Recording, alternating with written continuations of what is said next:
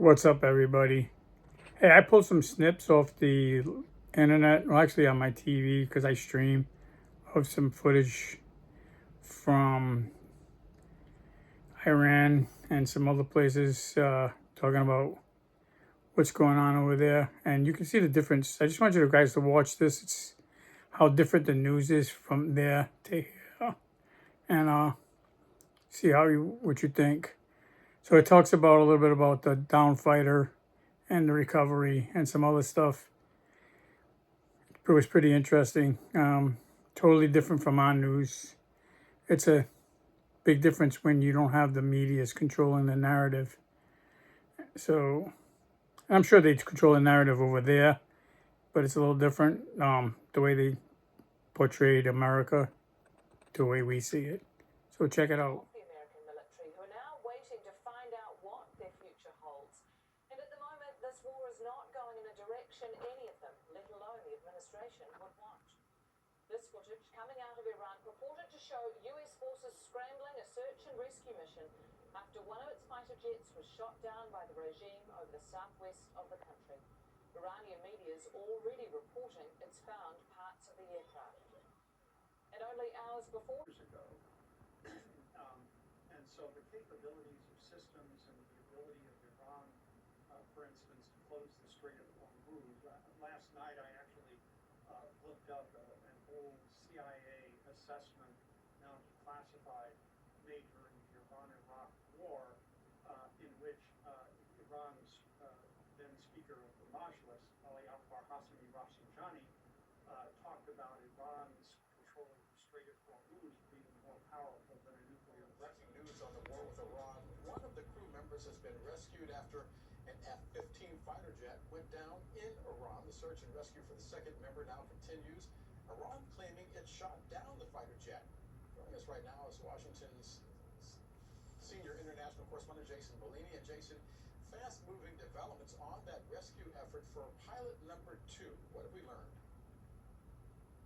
I know the developments that we've been hearing all day, reporting all day, have been dramatic, and they're becoming even more so now that we're learning that the rescue of one of those crew members actually involved a Black Hawk helicopter that took fire from the ground, small arms fire resulting in injuries on board that helicopter, on board that Black Hawk, though the helicopter was able to return safely to its base in Iraq. Now, as far as what's going on with the with looking for this other crew member, we don't have any details yet on whether he or she has been found or whether they're able to track this person. We're watching that very closely. But we want to show you now what we do know about what transpired in the skies over Iran today.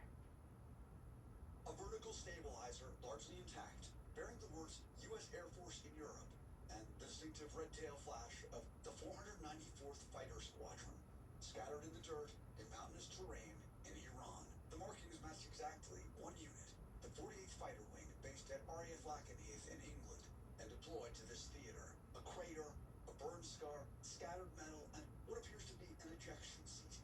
That last detail matters. Both crew members, a pilot and a weapons systems officer, appeared to have ejected. Video footage says was their attack on the fighter jet. And it's state-run media calling on civilians to help capture the downed crew. The U.S. military appears to have launched operations in southern Iran to bring them home. From the ground, videos of apparent search and rescue aircraft, HC-130J combat King planes, HH-60 helicopters receiving mid-air refueling. And for protection, A-10s and F-35s flying low over southern and western Iran. The F-15 has been one of America's most lethal tools in this war, sent again and again against Iran's missile sites, its drone bases, it's buried in hardened bunkers. Its missions directly above the rugged mountainous terrain of southern Iran. Israeli media is reporting tonight that Israel's military, its Air Force, has cordoned off the search area in southwestern Iran. It's not flying sorties over there while the search and rescue operations by the U.S. continue. As far as we know, it's continuing through the night as they try to find this other crew person. And we don't know whether the one who was rescued was the pilot or was the weapon systems officer. It was a daring and risky mission to save an American airman from becoming an Iranian prisoner of war. Iranian forces searched the mountainous areas of southwestern Iran after an F-15E fighter jet went down on Friday. It was the first time a U.S. aircraft had crashed in hostile territory in the 5-week-old war. Two Black Hawk helicopters took fire as U.S. and Iraqi teams raced to find the missing crew member. An A-10 Warthog, an air support aircraft, was also damaged, its pilot ejecting over the Gulf. Iran broadcast photos of what it said was debris from the fighter jet, including a jump seat. Although the pilot had been rescued on Friday, the weapons specialist remained in hiding, evading Iranian forces for 2 days. Finally, early on Sunday, deep in Iranian territory, the U.S. search operation was successful. President Donald Trump made the announcement on social media, posting, "We got him," saying the colonel had been behind enemy lines in the treacherous mountains of Iran being hunted by our enemies. He said U.S. forces had been monitoring his location 24 hours a day and sent dozens of aircraft armed with the most lethal weapons in the world to retrieve him. Trump added he sustained injuries, but he will be just fine. A U.S. official told Al Jazeera the rescue operation began in the darkness during an intense firefight in daylight before dozens of heavily armed aircraft and hundreds of troops transported the airmen out of Iran. A U.S. officer in Iranian custody could have given Iran leverage.